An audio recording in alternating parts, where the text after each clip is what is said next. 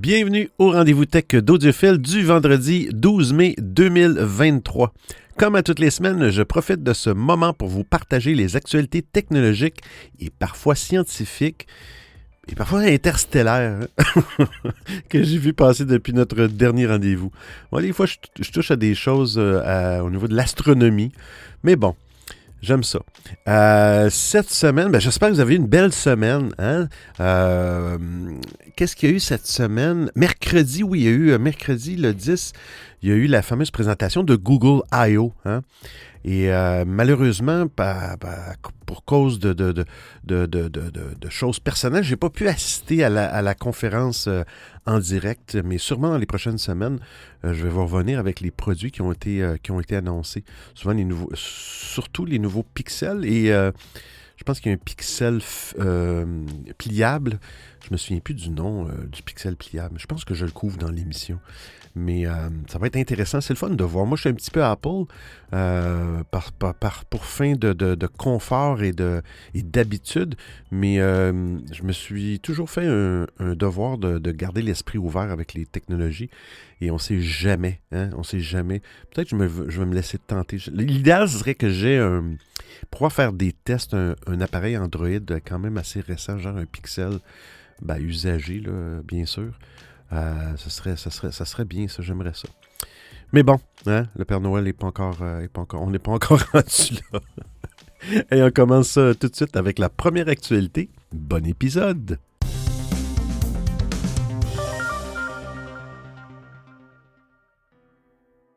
Windows 11, Microsoft ajoute la publicité dans une zone inattendue. Oh là là, Microsoft, déterminé à faire la promotion de ses produits forts, Microsoft tente d'exploiter le moindre recoin de Windows 11. L'entreprise profite des versions expérimentales de son système d'exploitation pour tester des nouveautés, sauf que certaines passent mal auprès des utilisateurs. Il y a quelques semaines, le géant de Redmond avait encore injecté de la publicité dans le menu démarrer de Windows 11. Et les insiders ne sont pas au bout de leur peine, comme nous le signale Albacore, un utilisateur toujours bien au fait des dernières nouveautés de Windows 11. Eh bien, dans la build 23451, Albacore a repéré récemment la présence de publicité dans le menu des paramètres. Concrètement, il s'agit d'annonces encourageant les utilisateurs à tester Microsoft 365, l'ancien pack d'Office qui réunit Microsoft Teams, Word, Excel, PowerPoint et tout le tralala. Les publicités apparaissent à différents endroits de l'écran d'accueil des paramètres, mais aussi dans la rubrique Compte. Ici, le bandeau incite l'utilisateur à basculer vers une mouture plus récente. Outre la fin du support d'Office 2013, Microsoft martèle qu'une mise à niveau vous permettra de tirer le meilleur parti de Windows 11. Cette pratique est nommée badging par l'entreprise de Redmond. Ce nom désigne les publicités qui apparaissent dans différentes sections de Windows 11 à l'instar du menu démarrer.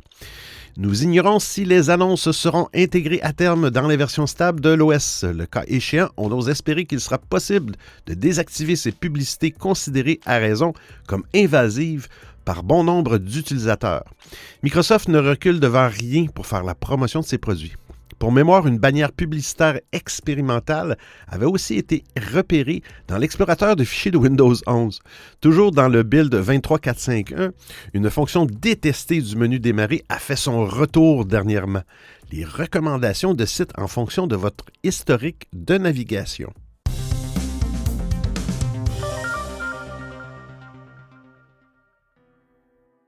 Tim Cook parle d'intelligence artificielle. Le groupe californien se montre également très discret au sujet de l'intelligence artificielle. Loin de la folie autour de ChatGPT et des outils d'intelligence artificielle générative, Apple évite soigneusement le sujet. Jusqu'à aujourd'hui, la publication des derniers résultats financiers trimestriels, Tim Cook n'a pas pu éviter le thème du moment et confirme que sa société suit de près les avancées. Sans surprise, le patron d'Apple n'évoque pas les projets et les futurs produits de la marque. Il confirme cependant que l'IA générative a un potentiel très intéressant et de rappeler que l'IA s'invite déjà dans certains de ses produits et services. Il évoque notamment le cas de l'Apple Watch qui dispose de fonctions comme la détection de chutes ou des accidents. Le dirigeant insiste surtout sur l'importance d'adopter une approche délibérée et réfléchie dans le domaine de l'IA. Une position finalement peu surprenante de la part d'une firme qui n'a pas l'habitude d'intégrer les dernières technologies à leur sortie. Le fabricant de l'iPhone reste loin de Microsoft ou Google qui se sont lancés dans une véritable course à l'IA pour améliorer leurs services. La priorité d'Apple semble plutôt être la réalité augmentée ou virtuelle, avec la probable arrivée d'un premier casque. Nul doute que l'entreprise américaine devra quand même se positionner afin de ne pas se laisser distancer. Son assistant Siri est actuellement loin d'être aussi efficace que l'assistant de Google ou Alexa d'Amazon. Des rumeurs affirment qu'Apple travaille sur un chatbot capable de rivaliser avec ChatGPT. Depuis plusieurs mois, l'actualité des géants de la tech tourne surtout autour des licenciements massifs. La pratique n'est pas habituelle et elle touche pourtant des firmes comme Google, Microsoft, Amazon ou Meta. Apple brille par son absence dans la liste et demeure le seul géant à ne pas avoir annoncé de licenciement majeur. Interrogé à ce sujet par CNBC, Tim Cook assure qu'il considérerait toujours les licenciements massifs comme le dernier recours. Le patron d'Apple reste prudent. Il y a eu quelques départs récemment ainsi qu'un ralentissement des embauches. Néanmoins, il explique, et je le cite, « Je considère cela comme un dernier recours et par conséquent, les licenciements massifs ne sont pas quelque chose dont nous parlons en ce moment. »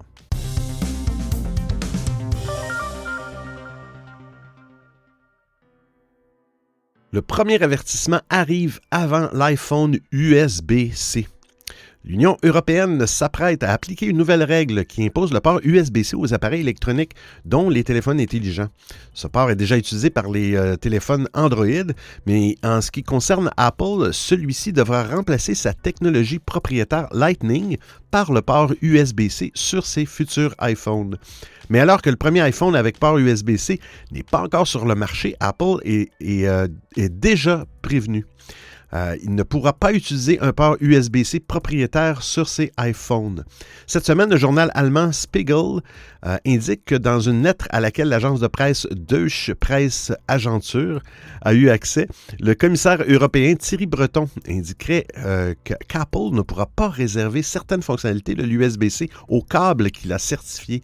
Les appareils qui ne répondent pas aux exigences uniformes du chargeur ne seront pas approuvés par le marché de l'Union européenne, lirait-on dans cette lettre. Apple a déjà confirmé qu'il se conformera aux règles européennes concernant la recharge d'appareils électroniques. On ne sait pas quel sera le premier modèle d'iPhone équipé de ce port USB-C, mais des sources indiquent que la firme produit déjà en masse des écouteurs filaires avec une fiche USB-C pour les futurs iPhone 15. Les rumeurs suggèrent qu'Apple pourrait réserver la fonctionnalité de recharge rapide de ses iPhones USB-C au câble qu'il a certifié. Je les cite, « Je pense qu'Apple optimisera les performances de charge rapide des chargeurs certifiés MFI pour l'iPhone 15, a par exemple indiqué l'analyste Ming Cheng Kuo dans un article publié en mars sur Medium. Et si cela était permis par l'Union européenne, ça aurait été logique. L'utilisation de la technologie propriétaire Lightning ne permet pas seulement à Apple de se démarquer de ses concurrents, c'est aussi une source de revenus pour la firme. En effet, les fabricants d'accessoires certifiés, fameux MFI, Made for iPhone, pour les produits Apple, doivent verser des royalties à la firme de Cupertino. Un port USB-C réservant les fonctionnalités au câble certifié permettrait donc à Apple d'adopter ce port standard tout en conservant ses avantages financiers. Cependant, avant la publication de l'article de Spiegel, des médias avaient déjà balayé les rumeurs.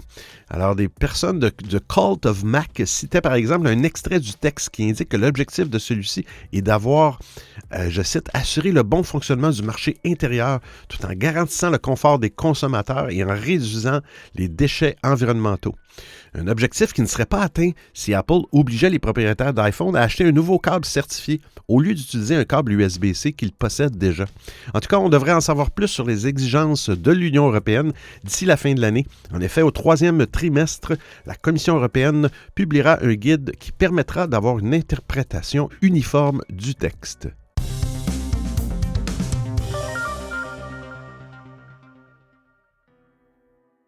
Le bug Google Pixel le plus insolite. malgré tous leurs efforts pour développer des logiciels parfaits. Il arrive que des bugs apparaissent sur les produits des géants de la tech. Et récemment, les internautes ont découvert l'existence d'un bug sur les smartphones Pixel de Google qui désactive systématiquement les réveils et les alarmes lorsqu'une chanson en particulier est utilisée par cette alarme. Il s'agit du titre « Where is my mind » du groupe de rock alternatif Pixies. Lorsque cette chanson est utilisée par l'alarme, celle-ci se désactive automatiquement après quelques secondes. Ici, ça peut faire rire. Cela peut être un gros problème pour les personnes concernées puisque si l'alarme se désactive, elles peuvent rater une réunion, arriver en retard au travail, etc. Se lever plus tard, passer tout droit, comme on dit. Comme le rapporte le site Android Police, c'est un utilisateur du réseau social Reddit qui a remarqué que certains jours, son réveil ne sonnait pas. Et pour comprendre le problème, celui-ci s'est réveillé tôt, avant que son alarme sonne. C'est là qu'il a compris que le problème survient quand c'est la chanson des Pixies qui est utilisée par l'alarme. L'utilisateur avait en effet paramétré son smartphone pour utiliser une playlist Spotify en mode aléatoire comme son d'alarme. Et le bug apparaît uniquement quand l'algorithme choisit de débuter par la chanson des Pixies. Par ailleurs, l'explication est toute trouvée. En fait, cette chanson active une autre fonctionnalité des smartphones Google Pixel qui permet aux utilisateurs de désactiver l'alarme avec une commande vocale « Stop » en anglais. Stop. Or, le titre « Where's My Mind » commence justement par ce mot qui désactive l'alarme. Après qu'une personne a partagé cette découverte sur les smartphones de Google, d'autres internautes ont pu confirmer le bug en réalisant la même expérience. Le plus étonnant est que l'alarme ne se désactive pas automatiquement lorsqu'on utilise d'autres chansons incluant le mot « stop ». Mais là aussi, il y a une explication. En fait, Google aurait déjà prévu ce scénario et les Google Pixel auraient donc un algorithme pour savoir si le mot « stop » est prononcé par l'utilisateur ou s'il est chanté dans une chanson. Cependant, le stop du début de la chanson du groupe Pixies est spécial, dans la mesure où on n'a pas vraiment l'impression qu'il s'agit d'une chanson. Et visiblement, cela a trompé les algorithmes utilisés par Google. De leur côté, le groupe Les Pixies se sont déjà excusés sur Twitter. C'est pas de leur faute. Pour le moment, on ne sait pas quand Google va corriger ce problème, mais on peut deviner que même les ingénieurs de la firme rigolent en lisant cette histoire. De plus, il a fallu que le groupe s'appelle Pixies, presque un peu comme les pixels. En tout cas, ça permet à Google Pixel de faire les titres A de la presse tech, alors que celui-ci s'apprête à lancer de nouveaux produits.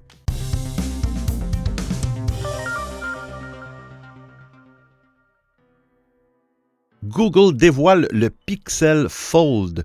Via un simple tweet, Google vient d'officialiser non seulement le Pixel Fold, son mobile pliable, mais aussi sa date de présentation. Celle-ci était planifiée, effectivement, comme je l'ai dit tantôt, au 10 mai, soit le jour où est organisée la conférence annuelle d'Alphabet, le Google I.O. Pour le moment, la fiche technique de l'appareil reste cependant encore secrète, mais de nombreuses rumeurs publiées jusqu'ici nous permettent d'en savoir un peu plus à ce sujet. On suppose notamment que la dalle mesurera 5,8 pouces de diagonale contre 7,6 en mode tablette. À titre de comparaison, le Galaxy Z Fold 4 de chez Samsung atteint les 6,2 pouces pliés, mais n'offre pas le même gabarit si l'on l'ouvre. Ce mobile ne sera toutefois pas doté de la puce Tensor propriétaire que semble préparer Google pour son Pixel Fold. Un atout considérable étant donné que le fabricant conçoit aussi le système d'exploitation. Comme Apple le fait avec ses processeurs et avec iOS, ceci permet en effet de mettre en place des optimisations conjointes matériel et logiciel à l'avantage de l'utilisateur en termes de performance. Seul le bémol et pas des moindres, le Pixel Fold de Google risque de coûter cher, très cher même. Son prix pourrait ainsi facilement dépasser les 1500 €, mais cette somme reste tout de même dans la moyenne du secteur qui se cantonne encore surtout aux caractéristiques techniques haut de gamme pour l'instant. Le Pixel Fold de Google pourrait en prime être doté d'une batterie haute capacité permettant de tenir au moins la journée, voire 2 pour un usage modéré, même si comme souvent les chiffres qui sont annoncés par le fabricant ne se vérifient pas toujours dans la réalité. Avec ceci, on suppose aussi que le futur smartphone phare de Mountain View pourrait être équipé de 12 GB de mémoire mémoire. La RAM est très importante pour pouvoir ouvrir de nombreuses applications en même temps sans craindre de trop faire ralentir le système. Les gamers notamment apprécieront. Si Google s'y met, il ne restera alors plus qu'un seul constructeur de smartphones majeur à devoir se mettre à la page du format pliable. Et roulement de tambour, Apple. Il n'est pas rare de voir la société en retard face à ses concurrents. Mais cette stratégie paye. En effet, en attendant de sélectionner les meilleures solutions et ayant déjà fait leur preuve sur le marché, Apple s'assure de pouvoir souvent les démocratiser. Rendez-vous l'an prochain pour la pomme selon les analystes les plus optimistes. Et on va en parler. C'est un article que j'ai tiré avant la présentation de ce mercredi. Ça reste à confirmer.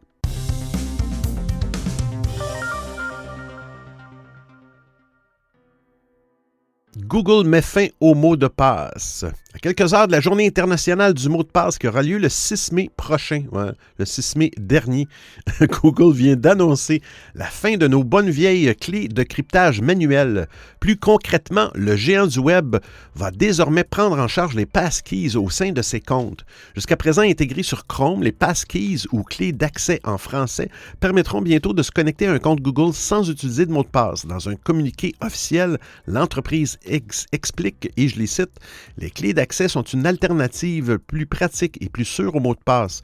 Elles fonctionnent sur toutes les principales plateformes et principaux navigateurs et permettent aux utilisateurs de se connecter en déverrouillant leur ordinateur ou leur appareil mobile avec leur empreinte digitale, la reconnaissance faciale ou un code PIN local. Concrètement, l'idée derrière les passkeys est de pouvoir s'identifier en local depuis un appareil smartphone, tablette ou PC. Plus besoin de retenir de longs mots de passe. Il sera possible de tout centraliser sur l'ensemble de vos terminaux. Plus simple et plus sécurisé que la double authentification qui est particulièrement vulnérable aux tentatives de phishing, les passkeys ont déjà fait le bonheur des utilisateurs d'Apple avec iOS 16 et macOS Ventura. Cette fois, c'est au tour d'Android et Google de s'y mettre. À noter que ces derniers se baseront sur la norme FIDO, soutenue et intégrée par Google, mais aussi par Apple et Microsoft, de quoi permettre une intégration efficace sur l'ensemble des systèmes d'exploitation, navigateurs web et sites Internet. Configurer une clé d'accès Google n'a rien de compliqué. Il suffit de vous rendre sur le site de Google Passkeys et de renseigner vos identifiants de connexion classiques. Une page apparaîtra alors listant l'ensemble des appareils autorisés enregistrés sur votre compte. Après avoir vérifié que ces derniers vous appartiennent bien, il suffira de cliquer sur le bouton « Créer une clé d'accès » puis de suivre les instructions à l'écran. Depuis votre téléphone ou votre tablette, un message s'affichera pour confirmer que vous êtes bien à l'origine de cette action. Il suffira ensuite d'utiliser votre appareil à chaque fois que vous voudrez vous connecter à votre compte Google en approuvant votre identité via empreinte digitale, reconnaissance faciale ou code PIN.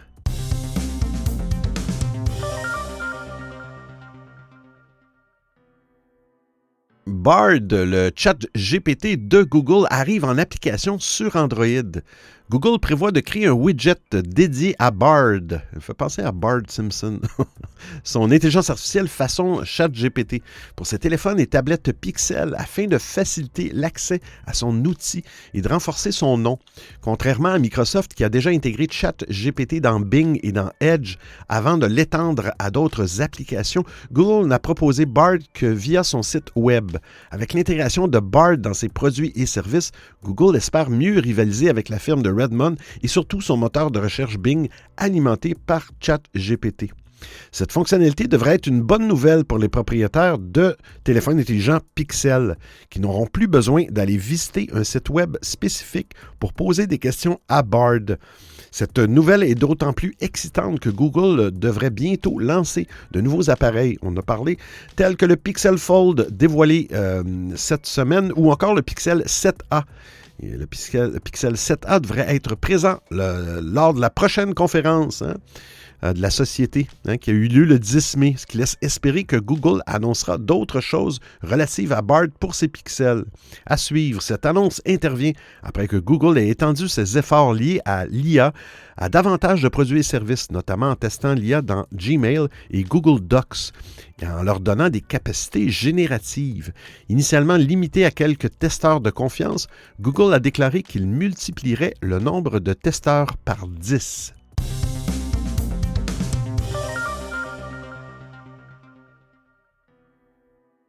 Discord va vous forcer à changer votre pseudo. À suivre. Discord, la messagerie utilisée par tous les gamers et communautés en tout genre, va bientôt changer un point central de sa plateforme. D'ici peu de temps, tous les utilisateurs seront obligés de changer leur pseudo, sans exception. Cela est dû à la refonte complète du système d'identification du service qui vise à être plus clair, plus simple et plus accessible. Je suis un petit peu d'accord. Dans un long post de blog, les fondateurs de Discord expliquent que la popularité du réseau a pris une proportion telle que la gestion du grand nombre d'utilisateurs devient un casse-tête. En cause, la complexité de la recherche d'un utilisateur sur la plateforme qui empêche la démocratisation des rassemblements de communautés. C'est pourquoi la firme va mettre en place un tout nouveau système. Discord reproche à son identification actuelle le fait d'avoir des noms d'utilisateurs trop compliqués à retenir en raison de la case, majuscule, minuscule, mais aussi des chiffres qui suivent votre pseudo. Ceux-ci sont appelés des discriminateurs et sont obligatoires pour rajouter un ami. Le problème est que la plupart des membres ne retiennent pas ce nombre et qu'une mauvaise saisie peut vous faire ajouter un mauvais profil. Pour contrer cela, vous devrez désormais définir un pseudo précédé du symbole A commercial. Celui-ci a vocation à être unique. Vous devrez donc aller vite si votre choix est fait et qu'il a fait partie des préférences fréquentes. Cette appellation sera différente de votre nom d'utilisateur qui, lui, pourra être similaire à d'autres profils et pourra être agrémenté d'emojis ou de caractères spéciaux. C'est déjà ce que l'on retrouve sur TikTok, Twitter et Instagram. La jeune génération ne devrait donc pas avoir de problème avec ce système. Malheureusement, la fonctionnalité n'est pas encore disponible pour tout le monde. Discord procédant par vague, la plateforme vous enverrait donc une notification lorsque votre tour sera arrivé, mais d'ici là, votre pseudo de cœur pourrait être déjà pris. Si l'intention est louable de la part de Discord, cela soulève tout de même quelques interrogations et inquiétudes de la part des utilisateurs. Le système actuel est certes trop complexe pour rassembler plus efficacement les différents membres de la communauté lorsqu'ils se rencontrent, mais c'est une garantie pour certains de ne pas se faire approcher par n'importe qui, n'importe comment. Discord est justement célèbre et apprécié parce que c'est bien souvent un havre de paix pour ses utilisateurs qui trient sur le volet les gens avec qui ils se mettent en contact, contrairement à d'autres réseaux sociaux. La réception de cette nouvelle risque donc de faire un peu de bruit, bien que l'inévitable soit déjà en marche, et ce, pour le mieux en fin de compte. Alors j'explique, mon utilisateur Discord, c'est Audiophile, O-D-I-O-F-I-L-L, et ensuite il y a des chiffres que je me souviens plus, et bientôt, je vais avoir un message quand je vais me connecter sur Discord, et je vais devoir choisir un utilisateur, et logiquement, je prendrai Audiophile, O-D-I-O-F-I-L-L, mais s'il y a quelqu'un qui est plus ancien sur la plateforme que moi, et que lui a choisi Audiophile, je suis foutu. Vous écoutez le Rendez-vous Tech d'Audiophile. Purge des comptes Twitter inactifs. Les changements continuent sur Twitter, la plateforme que plus personne ne comprend, depuis l'arrivée mouvementée de M. Musk aux commandes. Le milliardaire nous a fait part de sa dernière grande décision en date, faire la traque aux comptes inactifs et tous les supprimer. Il annonce ça dans un message sur son réseau social préféré. Cette action va concerner des milliers de comptes qui n'ont pas été utilisés depuis plusieurs années. Et ça m'intéresse bien qu'elle paraisse anodine. Cette action aura en fait des conséquences plus ou moins négatives. Premièrement, Elon Musk précise qu'à la suite de la suppression, les autres utilisateurs devraient avoir voir leur nombre de followers chuter. La différence ne sera pas forcément notable pour tout le monde, mais elle est tout de même à garder dans un coin de la tête. Ensuite, les internautes s'inquiètent de la préservation de l'historique de Twitter. En effet, une fois les 10 comptes supprimés, Elon Musk remettra dans la nature tous les pseudos jusqu'alors utilisés mais inactifs. Se pose donc la question de la légitimité et de la traçabilité des tweets dont le nom d'utilisateur a changé de propriétaire en cours de route. En réponse au tweet de l'homme d'affaires John Carmack, un ancien d'Oculus qui travaille encore aujourd'hui dans le monde de la tech, il déclare: « J'ai peut-être mal lu, mais si vous supprimez effectivement les comptes inactifs et tous leurs tweets historiques, je vous invite fortement à reconsidérer la question. » Fortement en majuscule. Il se fâche, John. Fâché. Je vois encore des gens aimer des tweets que j'ai faits il y a 10 ans, mais les fils de discussion sont déjà souvent fragmentés par des tweets supprimés ou indisponibles. S'il vous plaît, n'aggravez pas la situation. La suppression de l'historique Twitter devrait largement impacter le monde d'Internet. Elon ne s'est pas fait attendre pour répondre et explique que les comptes inactifs dont on ne connaît pas encore les tenants et aboutissants seront finalement archivés. Quoi que cela veuille dire, le patron de Twitter n'a pas plus d'explications à nous donner pour le moment. Il faudra donc s'armer de patience. Toutefois, John Carmack a encore des choses à dire en réponse à Elon. Il précise « Le fait de libérer d'anciens noms ne fait que déclencher une nouvelle guerre de territoire. Les gens qui campent sur des centaines de noms d'utilisateurs librement revendiqués ont toujours été l'un des aspects les plus dégoûtants de l'Internet. Peut-être faudrait-il exiger l'achat d'au moins un mois de Twitter Blue pour pouvoir revendiquer un nom d'utilisateur inactif. Je suis contre, mais bon. D'autres internautes proposent de renommer des anciens comptes en y ajoutant l'année de création du compte ou encore le préfixe « old » pour les différencier des nouveaux propriétaires. Nul ne sait si ces propositions seront retenues ni quand la sentence va tomber pour tous les comptes inactifs.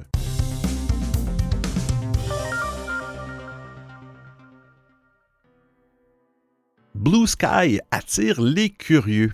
Blue Sky, le Twitter décentralisé, est en vogue depuis plusieurs semaines, notamment parce qu'il ressemble énormément au Twitter original et que Jack Dorsey, le créateur de Twitter, le soutient. Blue Sky est aujourd'hui en phase de test. Seules les personnes invitées peuvent y accéder, ce qui crée logiquement un effet de mode. À la manière d'il y a quelques années, Blue Sky génère un grand engouement, même si sa notoriété se limite à un petit nombre de personnes. Les invitations à Blue Sky sont rares et des petits malins le savent, à remarquer que l'on trouvait des accès à Blue Sky à prix d'or sur eBay, ce qui est assez étonnant pour un service amené à devenir gratuit.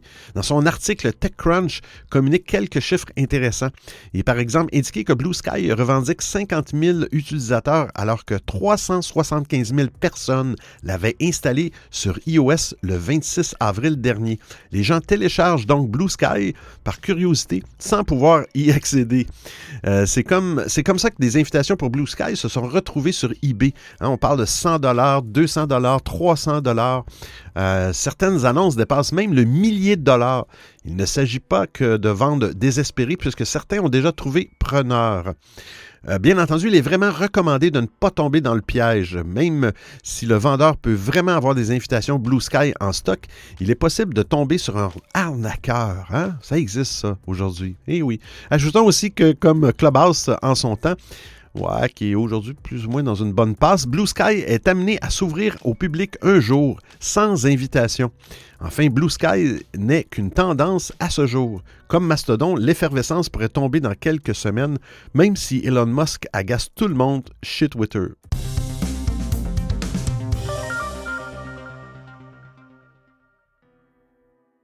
Un jeune sur deux préfère Twitch à la vie réelle. Oh là là.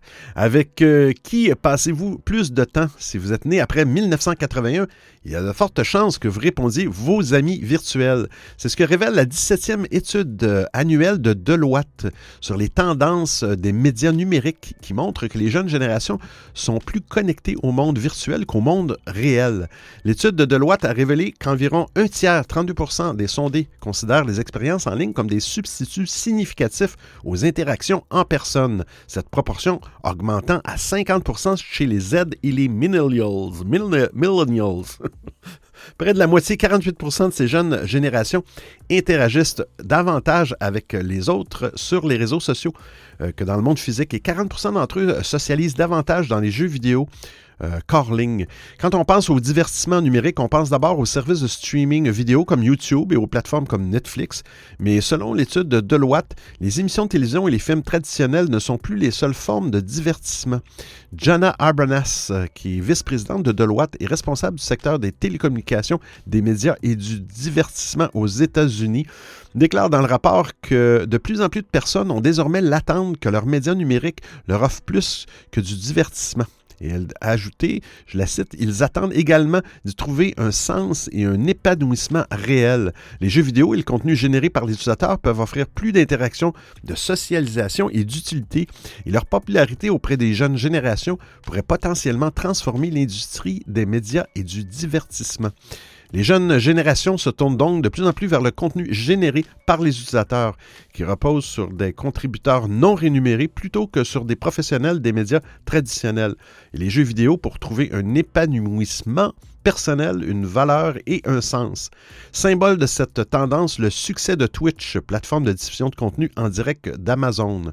L'originalité de la plateforme réside principalement dans les interactions entre les créateurs de contenu, pas toujours professionnels, et leur communauté grâce au chat.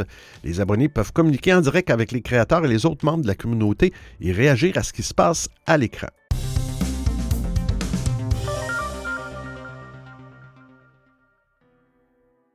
Bluetooth, plus grande mise à jour depuis des années.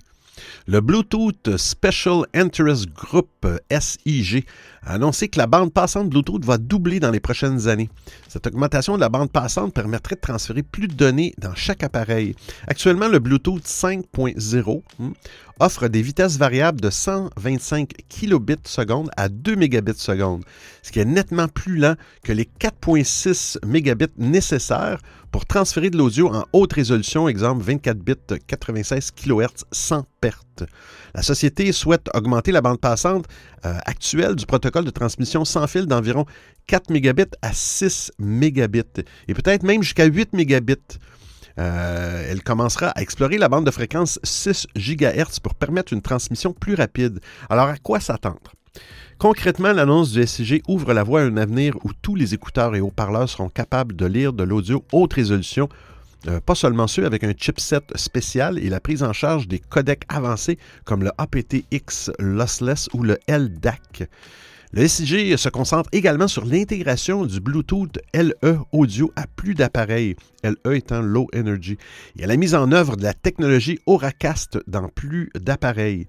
Le premier permet aux appareils Bluetooth de conserver la durée de batterie avec un algorithme de compression moins puissant, tandis que le second offre un Bluetooth basé sur la localisation où de nombreux écouteurs peuvent se connecter simultanément à une seule source. Ça peut être utile dans les stades ou les restaurants, par exemple. Le directeur principal du développement du marché du SIG, Chuck Sabin, a précisé que cette nouveauté arrivera d'ici peu. Pas de date précise donc, mais on peut probablement s'y attendre d'ici la fin de l'année ou à l'année prochaine en 2024.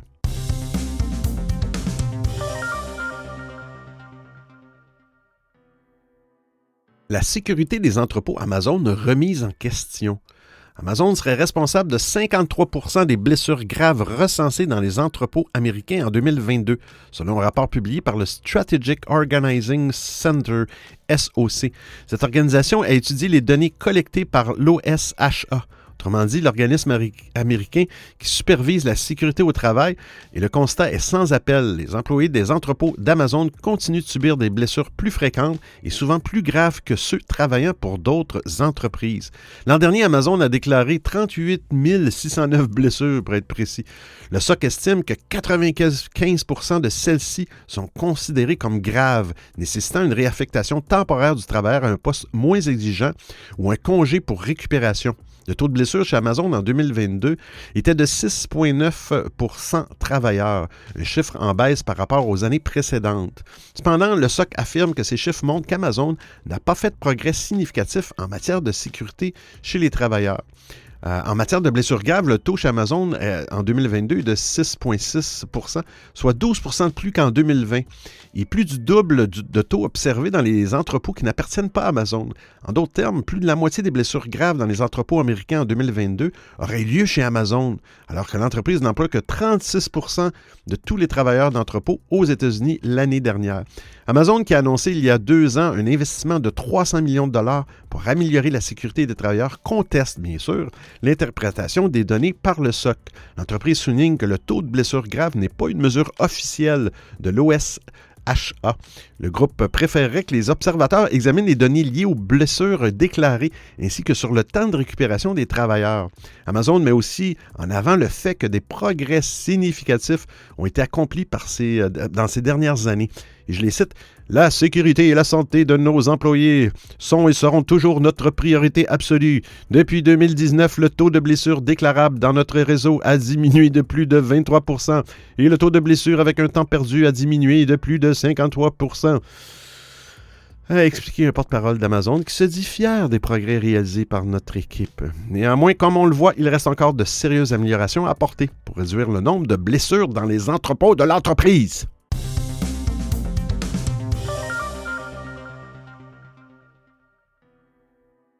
mauvais Wi-Fi ou Wi-Fi à la maison. Nous, on dit ici Wi-Fi.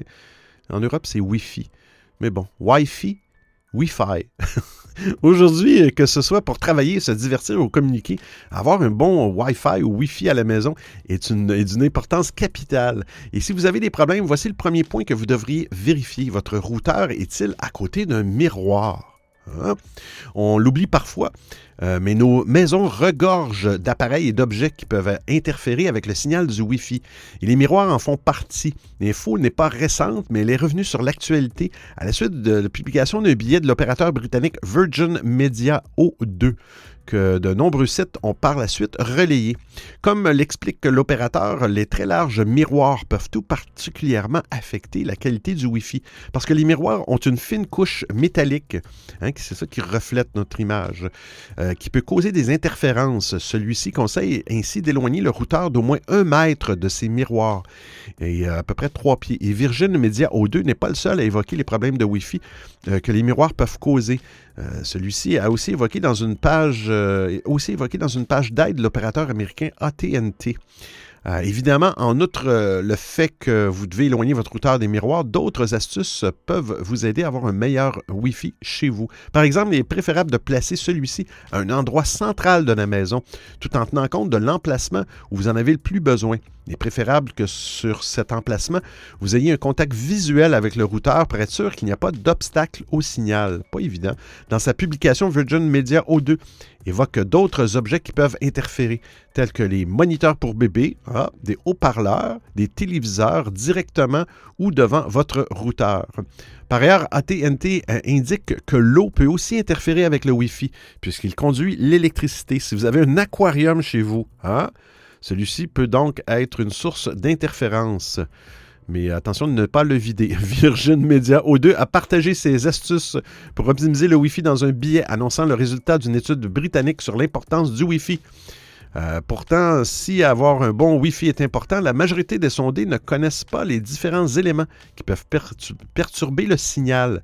78% des gens ignorent que les meubles métalliques peuvent interférer avec le Wi-Fi. 83% ne savent pas que les moniteurs de bébé peuvent affecter le signal. Et 90% ne savent pas qu'un aquarium peut aussi causer des interférences. Et je cite, le haut débit est un élément essentiel de la vie quotidienne, qu'il s'agisse de travailler à domicile, de faire une boutique en ligne ou de rattraper cette série incontournable.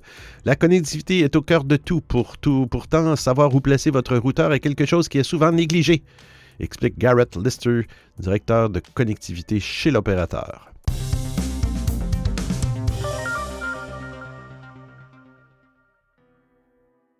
Les anneaux de Saturne fondent.